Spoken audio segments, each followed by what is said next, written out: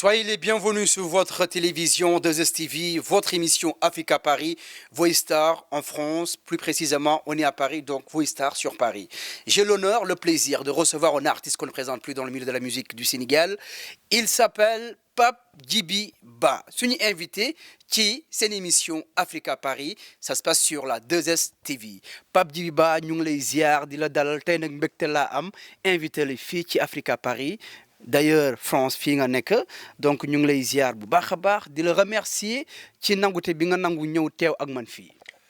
jërëjëf Maxu asalaamaaleykum mbokki Sénégal maa ngi lay nuyu Raxu ci turu 2STV yi di lay nuyu di la ziar ci invitation bi may invité ngir wax ci wàllu musique sénégalaise. waaw li ma lay njëkk a laaj mooy bëgg nañu xam kan mooy Pape Djiby Ba. waaw Pape Djiby Ba day doomu Sénégalais la doomu Sénégal la bu jógee Sénégal ñëw France. waaw di fi yëngu nag ci wàllu musique waaw man daal maa ngi yëngu ci wàllu boobu ba léegi depuis les années 68 maa ngi ci musique bi waaw. naka la musique ñëwee ci yow Pape Djiby et puis aussi nga wax ñu sa parcours musical. waaw sama parcours musical ba ma ko laajee dinaa ci sawar a tontu.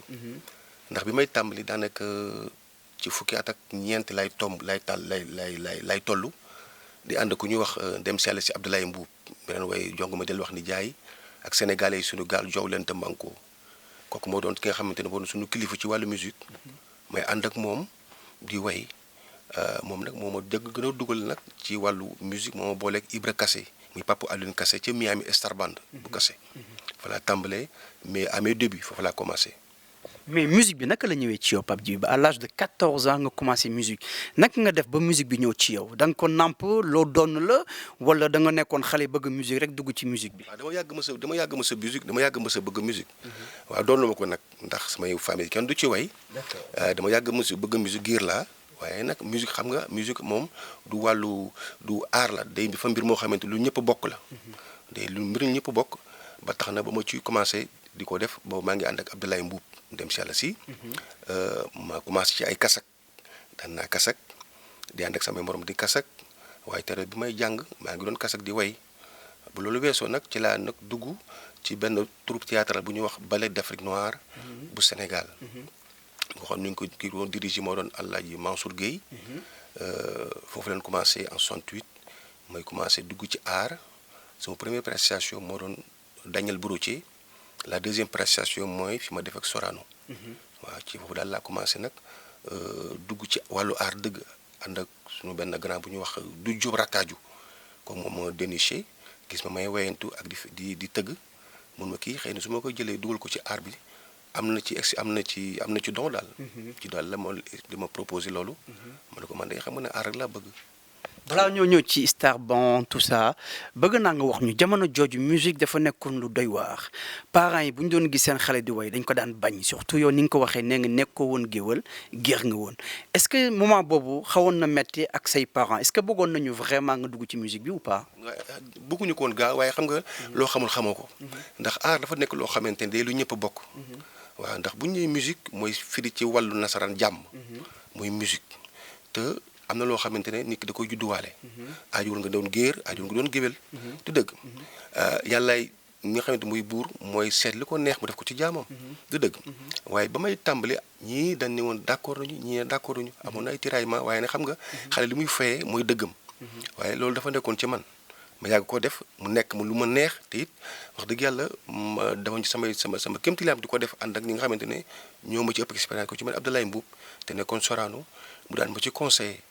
waaye doon loo xamante ne daal lu ma ferante loolu ndax musique dafa doon loo xamante ne wax dëgg yàlla lu ñëpp bokk la te mu nekk ci man ma yàgg ko bëgg waaw ma yàgg ko bëgg ndax xam nga boo gisee tey ñu naan musique waaw en général nit ki bu mosaan di musique ñu dañ naan bandi la dafa bëgg a bandi wala dafa bëgg a yàqu waaye ku ne xam ne ne musique tey liggéey la musique liggéey la comme yéen liggéey yëpp dafa fekk nit ki li muy fooy rek war nañ ko ci mën a jàppale. waaw ndax loolu léegi wax ñu ci jamono number one jamono yooyu nga xam ne ay ñu Mar Seck ñu ngi woon foofu ñoom Thione Seck et cetera wax ñu jamono jooju naka la musique bi nekkoon et puis moment boobu est-ce que amoon na benn entente seen biir et puis d'ailleurs vous avez fait des tubes surtout yow waaye nga Chéri Coco waaye nga ay ñu Balia tout ça jamono jooju naka la musique bi meloon à l'époque ndaxte mën naa ne ci yenn référence musique sénégalaise ndaxte ci yenn la musique bi njëkk a ñëw mbalax bi.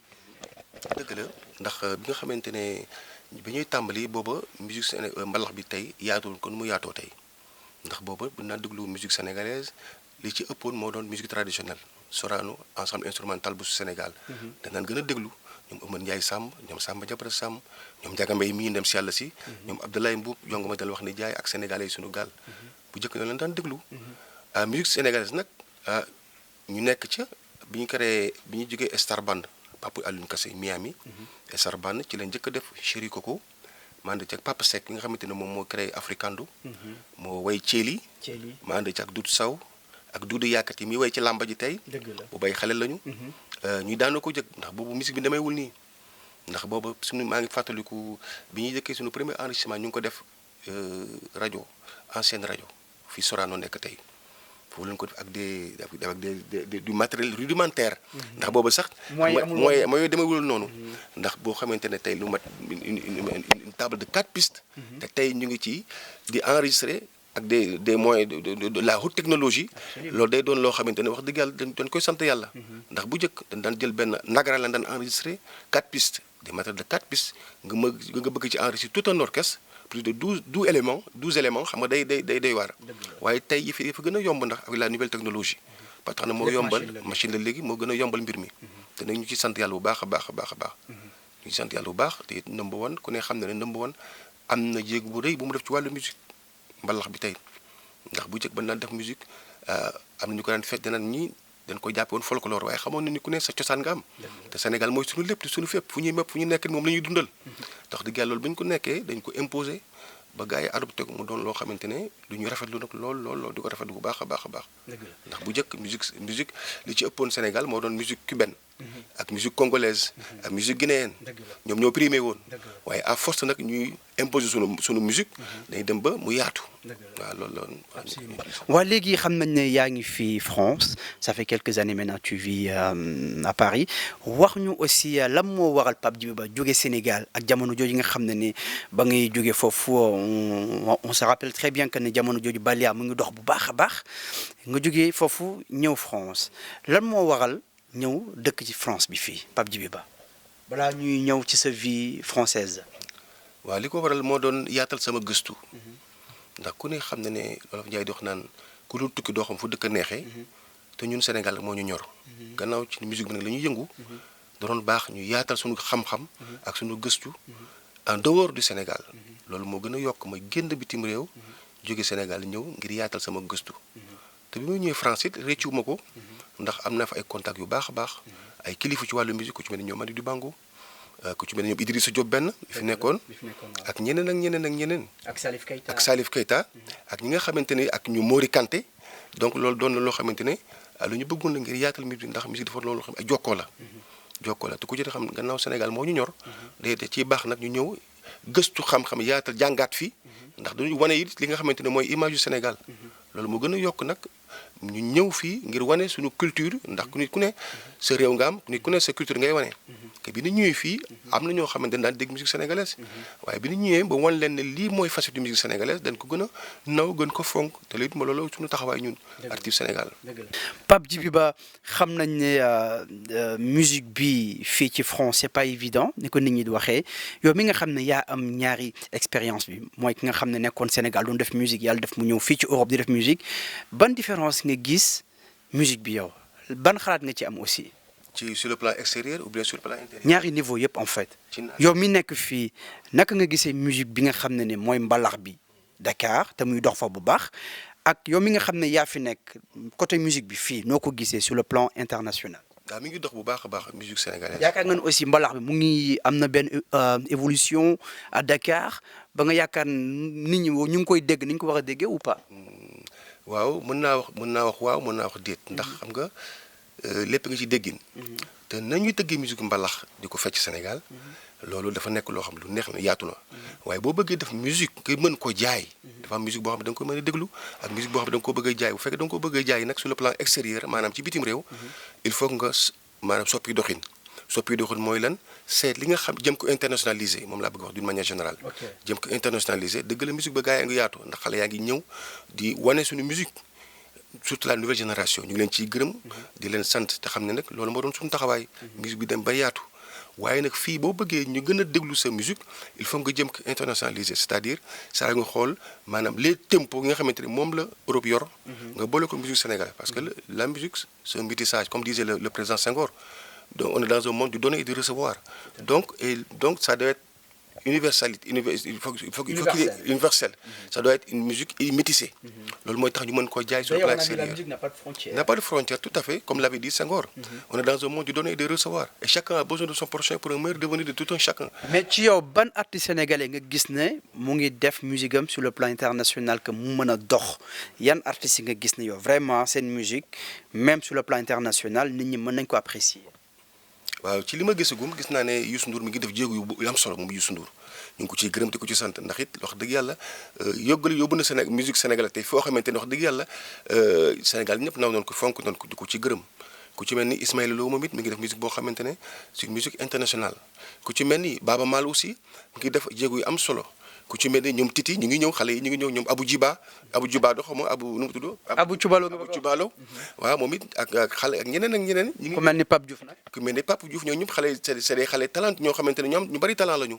ay tey ñu ne jar a jàppale lañu xale yooyu. mais nga yaakaar ne aussi ñi nga xam ne seen musique c'est du tasu am nañu aussi place sur le plan international ou pas par exemple ku mel ni Papa Ndiaye Thiopet ku mel ni Salam Diallo am na yeneen jeunes yu aussi nga xam ne ñoom ñooy seen référence ku mel ni Mbaye Dièye Faye nga yaakaar ne ñoom seen musique am na impact sur le plan international ou pas. baax a baax ndax xam nga moom Olof Ndiaye dafa am lu mu wax. nee na wutee bëgg-bëgg moo tax marchandise yëpp di jar.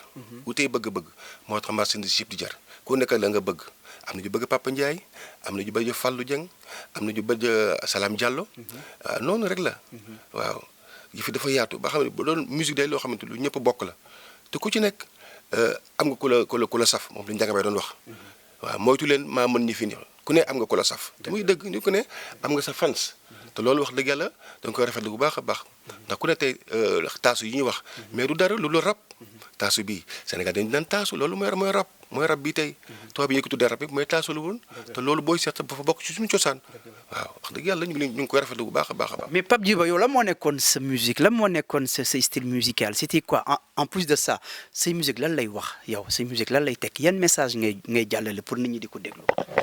waaw man sama musique damay jëm a fexe daanaan li fi maam mi bàyyi woon ndax bu ne Sénégal te réewu teranga la mooy def lu baax ak wax lu baax lépp lu nar a ñaaw nga teg ci sa tànk ba mu rafet loolu mooy Sénégal c'est des valeurs sénégalaises loolu man ci tànk boobu ci lay dox ci lay wax du jubale nit ñi ak di wax loo xam su ma ko waxee indi ko fàttali ko nit ñi ne dinañ ci bàyyi xel ndax nit ku ne fa nga nekk yaay sa ambassadeur réew waaw Sénégal bu ci ne fa nga toll gox ba ngay liggéeyee yaa fa teewal Sénégal kon donc doxin war naa rafet waxin war naa rafet jëfin war naa rafet ndax looluy Sénégal wax dëgg yàlla te loolu mooy suñu taxawaay wax dëgg mën di fent di gëstu ci wàll nga xamante ne moom la ñu Abdoulaye Mboup bàyyi loon ndax Abdoulaye Mboup doonoon na ko xam ku yàlla may na ci wàllu gëstu ndax lépp lu mu woy lépp lu mu sa way téere la waaw moo noonu jongoma del wax ni jaay jigéen war nay suturaal jëkkëram di ko nemmeeku di ko toppatoo waaw yaa ngi dégg ak yeneen des sujets yoo xam ne d'actualité. waaw ma ñëw ci loolu aussi jigéen war na toppatoo jëkkëram di ko toppatoo di ko nemmeeku yow tey jii noo gisee génération bu bees ba xale jigéen yi nga xam ne c'est des sénégalaises noo leen gisee tey jii yow en tant que yàgg nga ci musique bi et puis am nga aussi expérience tey jii wax ji nga wax am na solo trop xale jigéen ñi aussi ñu ngi seetaan ñu ngi déglu yow noo gisee loolu tey jii.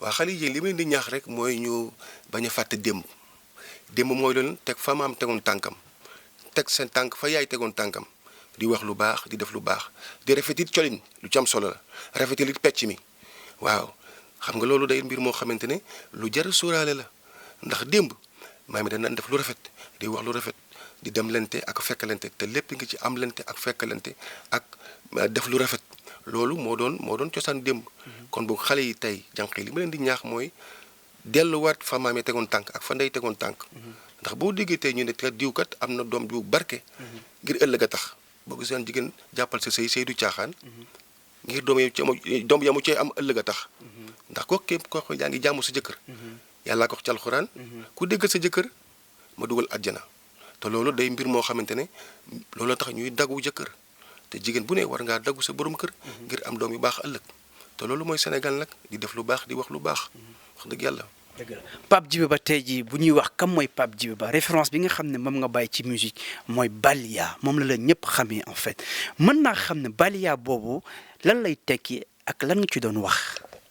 waaw Balia day mbir moo xamante ne mooy lu ñuy dund mooy dox mbokk te ku xam na ne ku nekk xam na ne lépp nga ci dem lente ak fekkalente te dox mbokk dama ne dox mbokk li am solo boo ko amee am nga solo boo ko amul ñàkk solo ku wéeruwul yomb ba max te àddina juboo ci am solo àddina juboo ci am solo loolu la Balia di wax di dox mbokk te loolu day bokk suñu dafa doon suñuy valeur loolu dafa bokk ci suñuy valeur ñun Sénégal di def lu baax ak di wax lu baax loolu lay Balia di dem lente ndax am dem lente ak fekkalente ci la lépp ne waaw. est-ce que Pape Djiby Ba tey jii am na ay artistes yi nga xam ne ñu ngi Sénégal dinañu toog ba mu yàgg seen xel nekk ci yow ñu jël seen téléphone wala pour jël ay nouvelles wala même jël ay conseils ci yow et puis Pape Djiby Ba yan relation nga am ak waykatu sénégalais yi nga xam ne ñu ngi Dakar.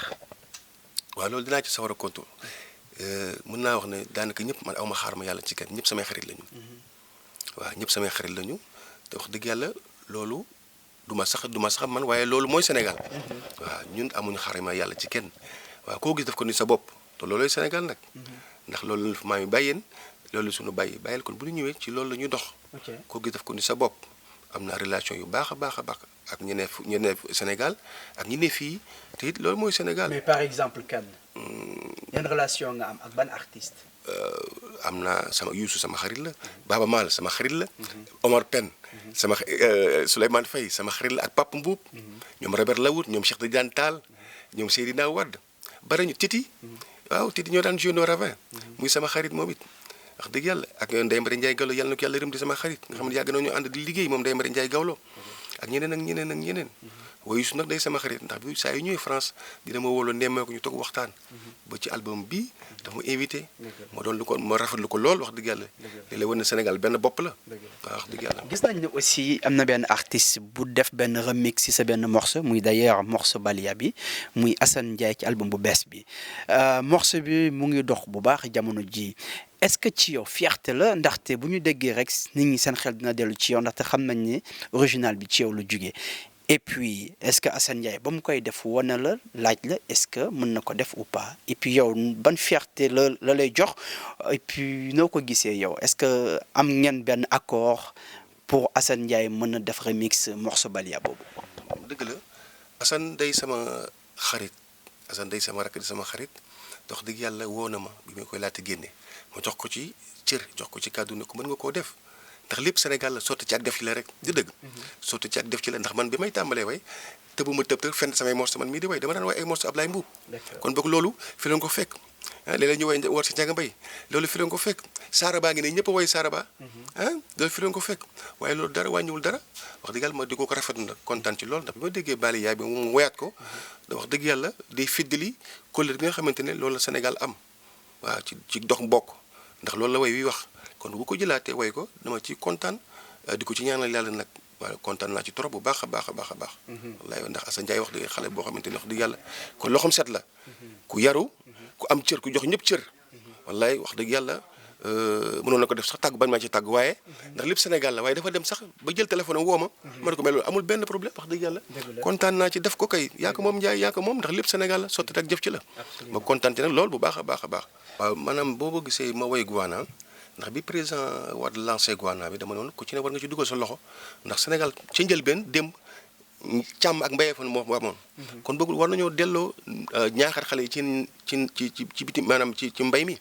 ma loolu lay wax ndax li xool nañ ba xam ne le Sénégal di jënd ci bitim réew ci wàllu ceeb ay milliards la. te loolu ku ci bu mën a taxaw nag ku ci nekk dugal sa loxo ñuy bay ceeb mu yaatu ah loolu ça benn na mbir moo xamante ne lu noppal Sénégal yi la. loolu moo tax ma ne woon naa woy ci fànn googu. wax ci. waaw léegi comme que jot nga waxtu ci Abdoulaye Wade te mu nekkoon suñu président Sénégal léegi suñu président bi nga xam ne moom la ñu yor mooy Macky Sall yow en tant que étranger bi nga xam ne mu ngi dund Europe loolu la ñu mën a wax tey jii on est tous des Sénégalais mais on vit en Europe yow noo gisee Macky Sall tu penses que ne mën na yore dëkk bi ou pas. waaw Sénégal il voulait un changement coûte que coûte tu penses que ne Macky Sall c'est le bon président pour le Sénégal. dëgg la bu baax a baax ndax xam nga ne Olof Ndiaye dafa ni mboolooy doole. ndax bi Macky ñëwee dafa ni dinaa dugg tàllal naa ñëpp loxo. te loolooy Sénégal nag. ndax benn loxo du tàccu. loolooy Sénégal ku ci nekk ne ci dugal loxoom te xam ne kat li ci am solo mooy l'intérêt national du Sénégal l'intérêt supérieur du Sénégal kon ku ci nekk fa nga toll yaay fay sa ambassadeur yaa fa teewal Sénégal war nga cee mën a dugal sa loxo ba lépp a jag te loolu la suñu taxawaay ma di ko ñaax nag te xam ne bu mu fàtte artistes yi ndax ku ne xam ne art bii dafa bokk dans le développement du Sénégal kon bokk ñun war nañoo mën a am kàddu ca assemblée di wax suñuy mébét ndax ku ne xam ne ne art bi am na lu rëy lu muy def ci réew mi kon bokk artistes yi war nañoo am kàddu ci assemblée ngir mën a jooytu li nga xam ne mooy seen soxla ndax ku ne xam ne ne piratage bi metti na ndax génne sa album ñaari fan lay am ñu am ñu ko jël multiplier ko di ko jaay des milliers d'exemplaires artistes yi du ci am dara xam nga loolu neexul. kon loolu da nga yaakaar ne état bi war na ci mën def dara. waaw bu baax a baax ndax kooku domaine ministère de la culture la tout ce qui est culturel ministère de la culture ñoo ko yor ndax liggéey ba sonn ay ati at génn album ñaari fan ngay am ñu jël ko sotti ko di ko jaay fu ne ah foog nguur gi taxawal ci loolu. man aussi li ma ci yokk mooy neexul ba neex aussi artiste war a jóge Sénégal pour ñëw bégal ñi nga xam ne ñu ngi Europe ñu leen di xañ visa loolu aussi état bi war na ci bàyyi xel dugal ci seen loxo loolu bu naree am Sénégal. lan mooy tey jii projet Pape Djiby Ba sa prochain album lan lay wax ak kañ la sortie bi. wala jamono ji yaa ngi koy liggéey mais xamagoo kañ. waaw fi mu ne maa ngi koy togg fi mu nekk maa ngi koy liggéey. te dama ko bëggoon génne waaye dama ne naa ko liggéeyaat ndax gannaaw dama koy déetal doomu Sénégal kon boog war na rafet war na neex. mbalax lay nekk wala. mbalax lay doon xam nga ñun mbalax lañu. waaw foog ñu mbalax. ak salsa. ak dina am salsa nag ndax xam nga ne Sénégal daf ci am ñoo xam ne dañu bëgg salsa lool. moo tax mbalax salsa bi mi ngi toj réew mi. waaw.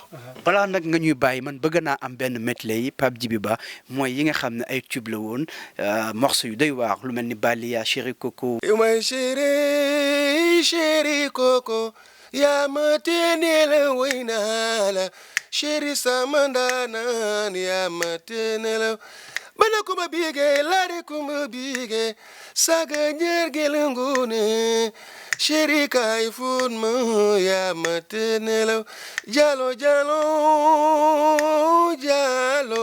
bari ngone aram mbaay dem na ndeysaan waaw loolu démb la waaw jox ñu Balia Balia Balia ne me ku leen day wëreef loo am bokk ak ñoome daaray àdduna yaa juboo ci am solo kon ànd war na Balia Balia dox mbokkay li am solo bul ko gàttañ loo ne me ku leen day wëreef loo am bokk ak ñoome daaray àdduna yaa juboo ci am solo kon ànd war na ndeysaan waaw loolu Sénégal. am nag benn question boo xam ne mënu ma la ko bañ a Pape Djiby Ba même bu dee dalu la en infidélité tu quittes ou tu pardonnes.